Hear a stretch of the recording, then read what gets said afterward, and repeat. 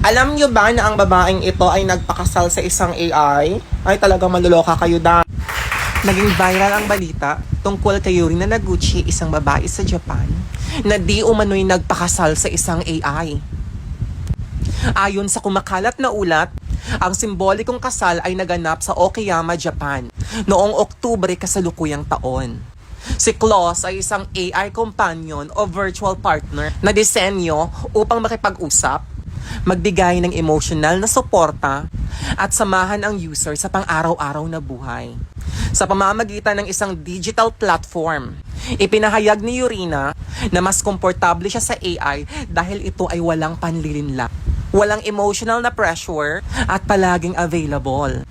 Ang kanilang kasal ay hindi legal at hindi kinikilala ng batas ng Japan.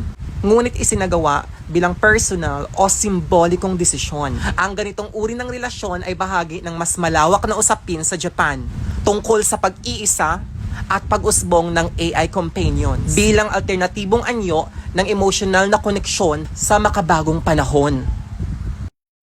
Ang kwentong ito ay nagsisilbing paalala na habang patuloy na umuunlad ang teknolohiya, patuloy rin itong hinahamon ang tradisyonal na pananaw ng lipunan, lalo na pagdating sa pag-ibig, relasyon, at kahulugan ng pagiging magkasama.